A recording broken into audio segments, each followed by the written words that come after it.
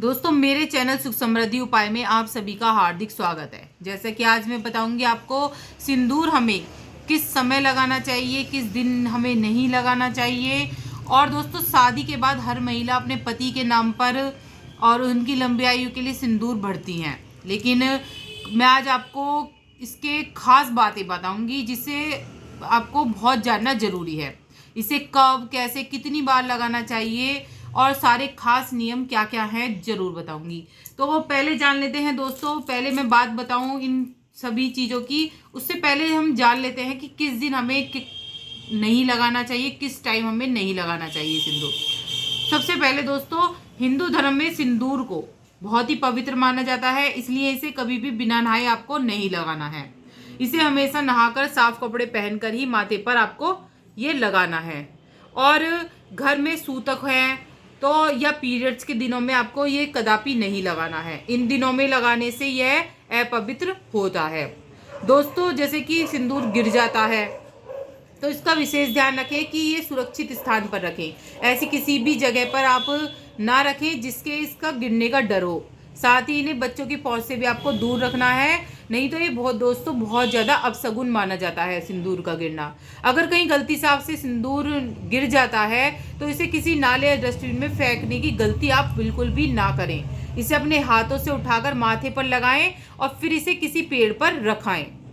और किसी के सामने आपको ये नहीं लगाना है। दोस्तों सिंदूर को कभी भी किसी के सामने नहीं लगाना चाहिए। ऐसा करने से पति को बुरी नज़र लग जाती है।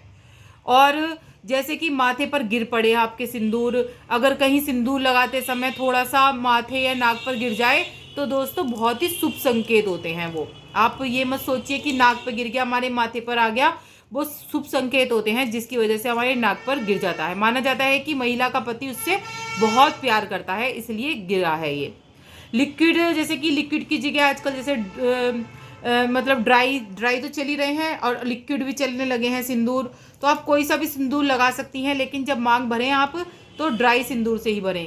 कई महिलाओं को ड्राई सिंदूर भरने से परेशानियां हो जाती हैं। ऐसे में सिंदूर लगाने के लिए सबसे पहले अपने दाहिने हाथ की जो तीसरी उंगली होती है उसमें थोड़ा सा आप गीला कर लीजिए इसे। अगर इसे पानी या गुलाब जल में गीला कर सकती हैं तो उसमें कर लीजिए। अब थोड़ा सा सिंदूर लेकर इसे अपने मांग में इस तरह से भर लीजिए। पहले गीला कर लीजिए इस तरह से लगा के, और इस तरह से आप मांग में भर सकती हैं।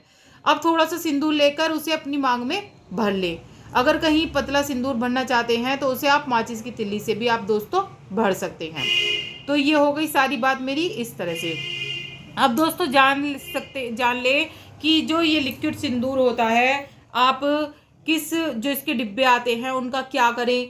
जो डिब्बे आते हैं दोस्तों, या आपकी जैसे कि पिन्नी खाली हो जाती है सिंदूर की, वो आपको फेंकनी नहीं है, आपको कूड़ेदान में नहीं फेंकनी है। आप इसे इकट्ठा कर लीजिए, ये ख़त्म हो जाता है तो इसका ये जो होता है ये आपको डस्टबिन में नहीं डालना है। बहुत शुभ चीज़ होती हैं ये, पति से जुड़ी हुई होती हैं, तो इनको आपको डस्टबिन में नहीं फेंकना है।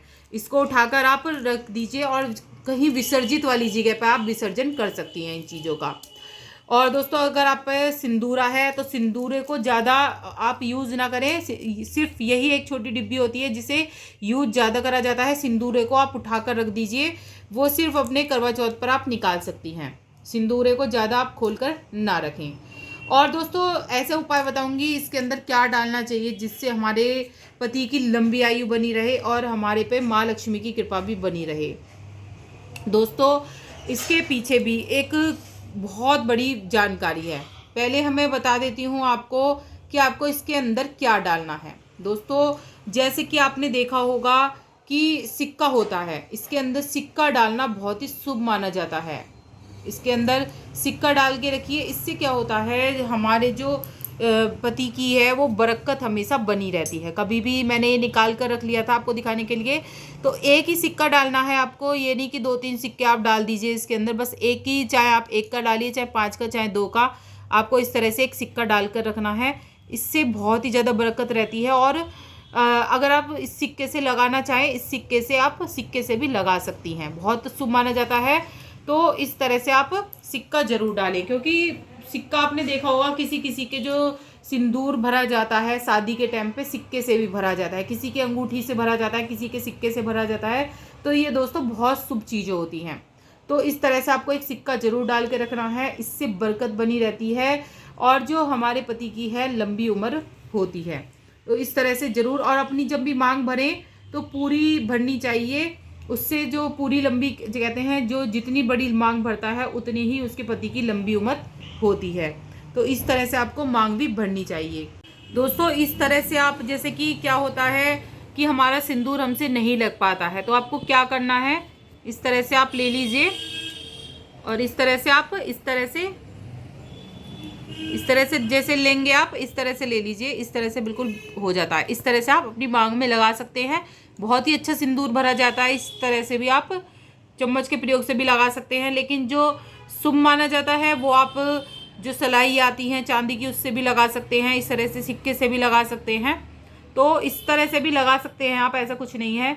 तो इससे आराम से भर जाता है, लेकिन मांग ध्यान रखें कि मांग आपकी पूरी दिखनी चाहिए। कहते हैं जो मांग पूरी दिखती है मान सम्मान से जुड़ी होती है, जिसकी मांग पूरी दिखती है उसके पति का मान सम्मान रहता है।